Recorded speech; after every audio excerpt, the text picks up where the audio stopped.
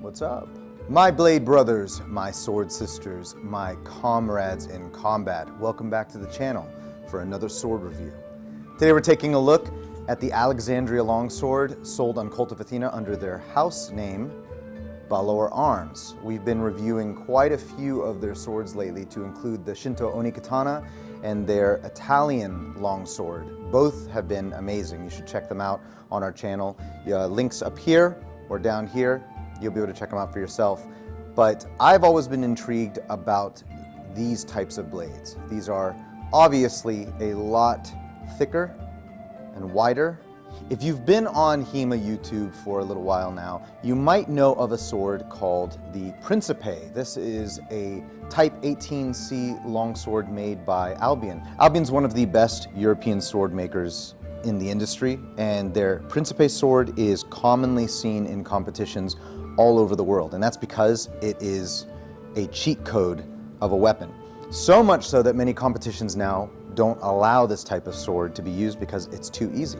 It gives you an edge on the competition, mainly due to the blade shape, but not all of the Alexandria type swords are made equal. The Balaur Arms is the newest addition to the mainstream Alexandria type longswords that I've seen, and they were nice enough to send us this one free of charge.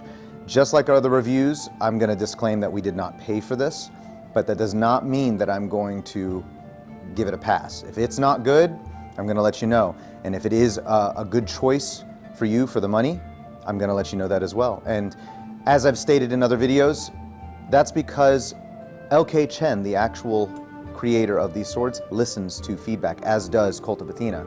And if there is something wrong with these swords, they typically fix them in their next iteration of the sword, or their next batch even. So I'm going to do my very best to be as unbiased as possible, and I'm going to say what I do like and I don't like about this sword. Now, as I was stating before, the Principe is kind of what started the trend in the Type 18 blade type with reproduction swords that I know of. It is a very, very expensive sword. It is well over $1,000, if not $2,000. I have to double check the price. You know what, we're gonna look up the price of a Principe right now because I'm actually curious of the price. All right, so the Albion Principe on Kult of Athena currently is anywhere from, oh, it actually went up in price, hold up. Okay, I don't know if this is gonna show up as backwards.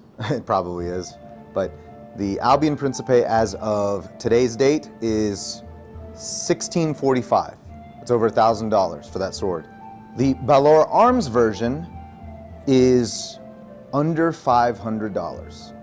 Depending on if you get a blemished version or a munitions grade, it can go anywhere from $375 to I think $488. So that's under $500 for a high carbon steel hand forged blade, comes sharp out of the box, and just like their other offerings, it comes with a wood cord scabbard, which I love. This one looks almost exactly like the Italian longsword one we have, the same kind of stitching, same kind of shape, but of course it is wider to accommodate the wider Type XVIIIc blade. Same kind of rattle issues as the first one. It's not going to be a friction fit, so don't expect perfection, and again, these are probably all mass produced, but the leather looks decent. There's some little holes, right, not holes, but like dents right there. And this is the blemished version, so that's probably what, you know, what's blemished about it is that. You have a few imperfections with some of the edging on the leather right there. No rust. There was no rust on the blades, and the quillons came straight. No bends that I am noticing. And again, just some blemishes, like you can see right around there on the quillons. There's just some like unevenness with the polish. Not really a big deal, but everything on the blade looks well formed. I'll do a close-up of this in just a bit. The Principe right now is the standard for these Type 18 swords, these Type 18c longswords, because the Principe just cuts super well. Now, I don't have a Principe to compare this to because it is a very expensive sword, but there are other YouTubers out there that have done a side-to-side comparison of this sword and the Albion Principe, and I'll link those as well so you guys can make your own judgment. But let's talk about handling and how it feels in the hands when you swing it around. So my initial feelings is this sword feels as a sword this large is supposed to feel. It doesn't have a surprising amount of agility like the Italian longsword does. And that also might be the handle shape. I am personally not as big of a fan of the disc pommels as I am with the scent stopper pommels. And that allows me to grab a little bit lower. For you Fiore guys out there, you know what I'm talking about. This keeps my hands a little bit closer, a little more compact, and I'm not really able to get the purchase down on the bottom to get a little bit more control on the blade. But it isn't sluggish. I mean, I'm able to stop it just fine. And it feels powerful. Like I'd be able to throw a cut and go through a target with way less force than if I was using a thinner blade. Let's find the point of balance.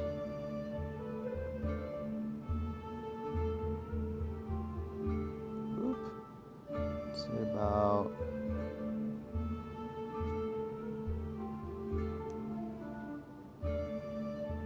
Actually close to where the maker's mark is. It's a little hard to find it. Let's see, right there. So we're looking at roughly 4 to 5 inches.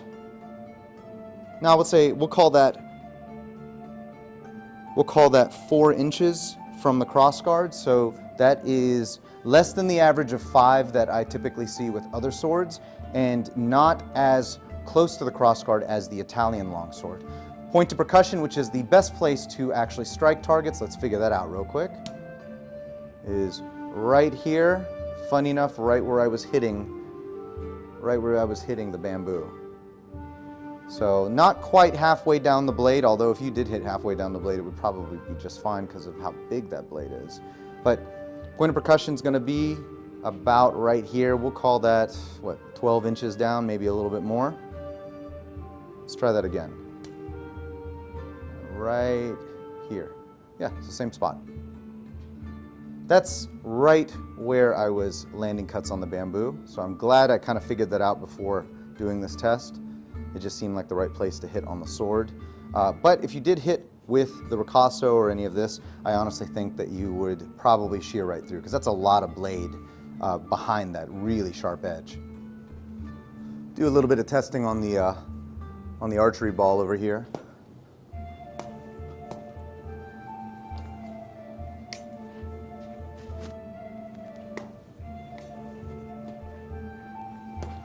The tip control's very good. I'm able to move it around. The tip is pretty acute and it's well shaped. It doesn't look like it's lopsided. The tip didn't come bent. Let's see if I can get this on camera. Yeah, the tip's not bent. It came well shaped. Yeah, I'm not tired at all moving this thing around.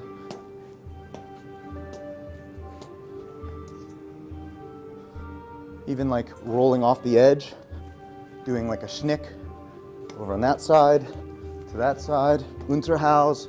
All of it's pretty good. It is not supposed to be an agile blade. It is not supposed to be a blade that you're going to be whipping around. But that being said, it doesn't feel like something that is only going to be good for that single powerful cut coming down. I feel like with this, I could throw multiple cuts. So if I'm here and I wanted to throw 2 downward cuts, it's recoverable. Same thing going over here, 1, 2. It feels like I can do multiple cuts at the same time, and it's not going to throw my arms in a certain direction. All right, sharpness out of the box. This is technically not out of the box. I've already cut with this. I cut some bamboo. Spoiler alert.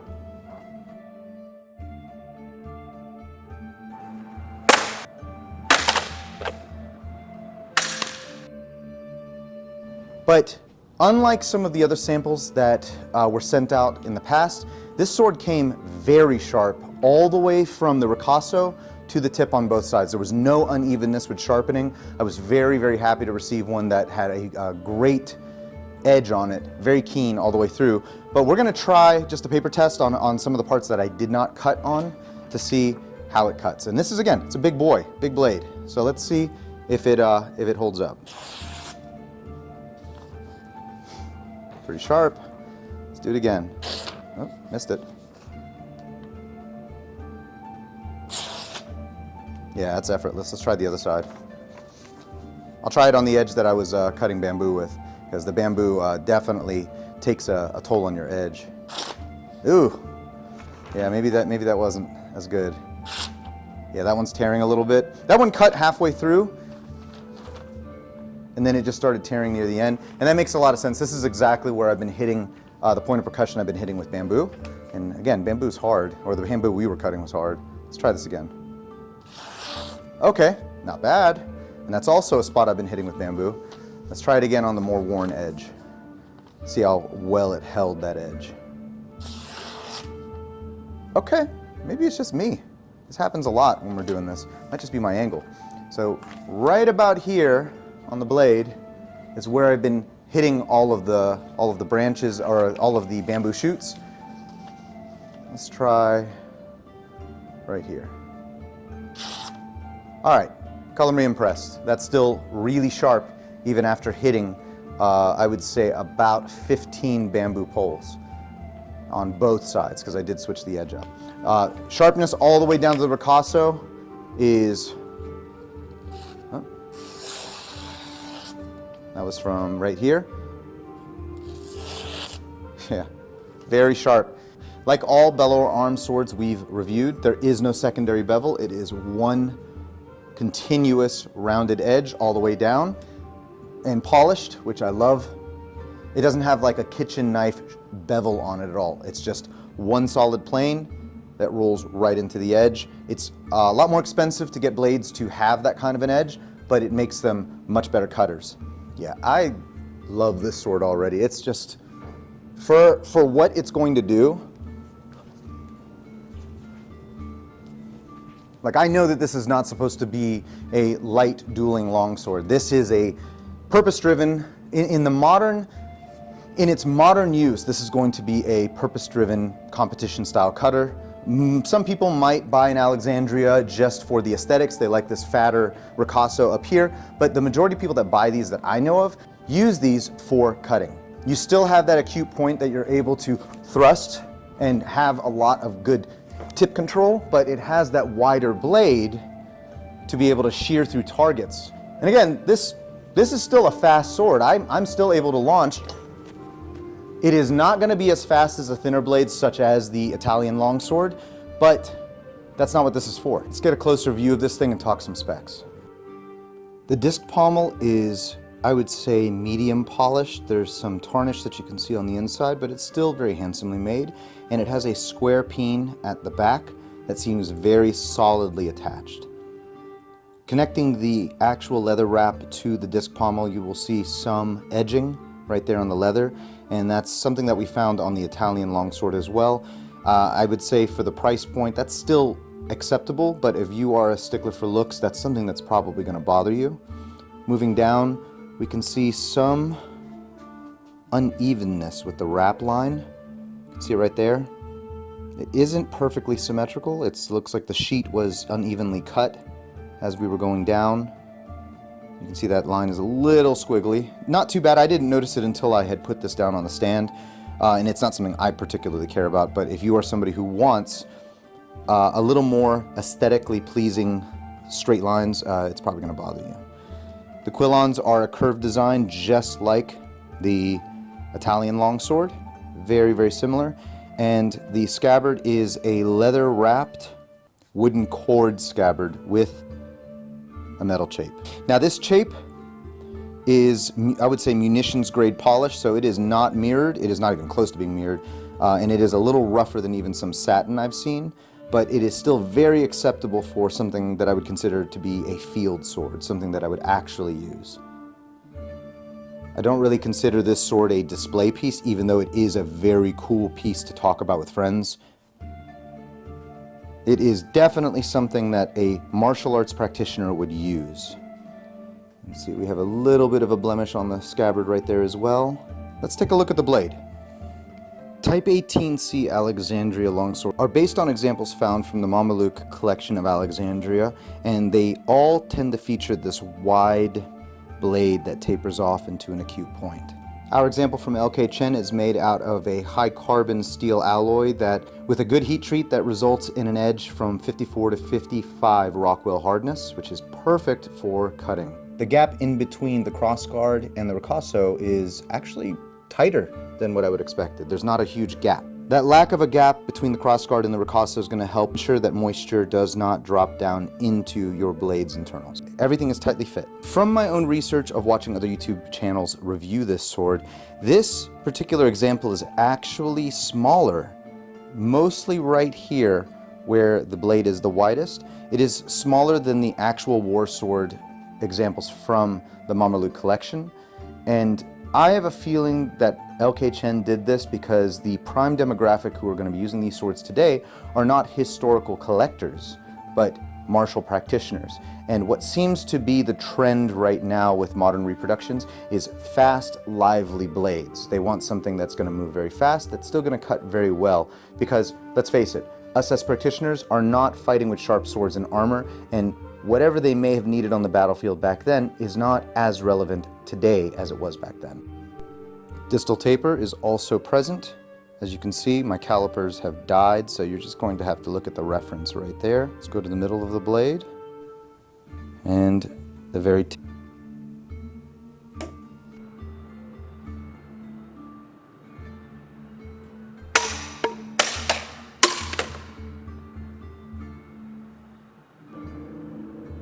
That's pretty smooth.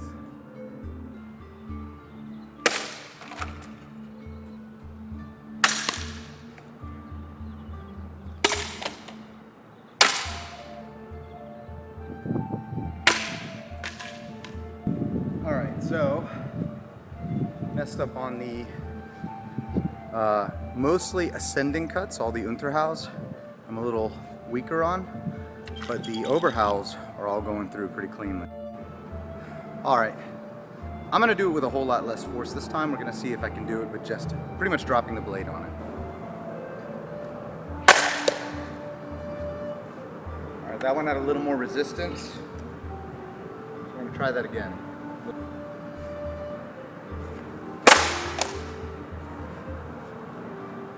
This one's cracking a little bit. Let's try one Unterhau. Okay, that one did not go all the way through.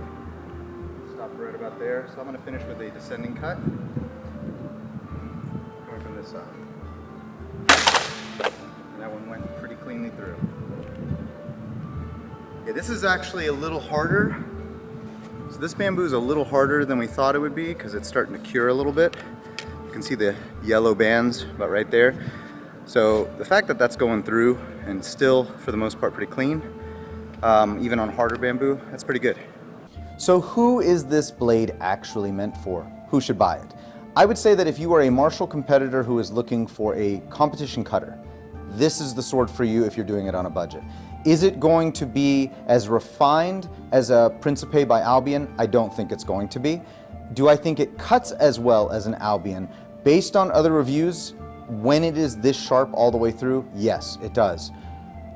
However, the Albion, as stated before, has more mass than this sword does because it is a closer representation of the actual war swords from the Mameluke collection. I don't really know if that's going to translate to cutting tatami mats better than this would, because unlike a lot of the reproductions that aren't the Albion, this does come razor sharp. The Albion, Principe, and this sword, from what I understand, come with a very keen edge, and that alone makes this sword worth the purchase. At under $500, you're getting a well-made tempered blade that does not break under hard use with bamboo and harder targets. It cuts through softer targets like nothing. Cut it again. Right, you can go through tatami mats, you can go through water bottles. This is just as much a bottle deleter as the Italian longsword, if not more. I could probably line up tons of bottles in one single go and cut through all of them because of the mass and sharpness of this blade. You get a wood core scabbard that I think still looks very attractive, even though it is a little more rustic than your nicer offerings.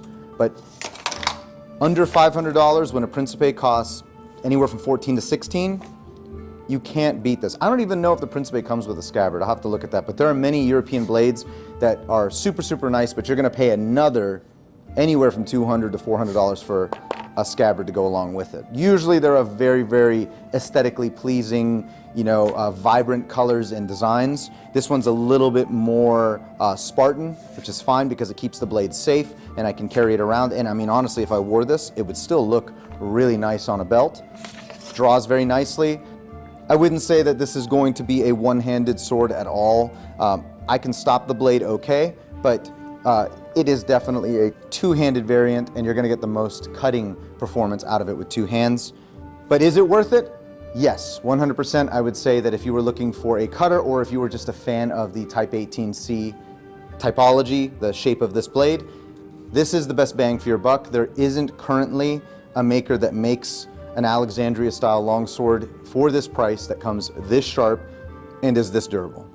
If you're looking to buy one of these, we do have a link down below that helps the channel out. It goes directly to Kult of Athena, which is the only place you can buy the Balaur Arms Alexandria Longsword. Just full transparency, we do get a little bit of a kickback, but that kickback goes right back into these videos. If you're looking to support the channel in other ways, we do sell other products on our website, www.historicalfightingarts.com, such as t-shirts and a few other things. We also teach classes in Norfolk, Virginia, if you're ever looking to study historical European martial arts. If you guys like content like this, please let me know down below what sword you want me to review next, and I'll try my very best to reach out or purchase one myself. And also don't forget to like, comment, and subscribe, and please the algorithm gods so we can get a little bit more of a reach than we had last week. That's all I got for you guys today. Bye.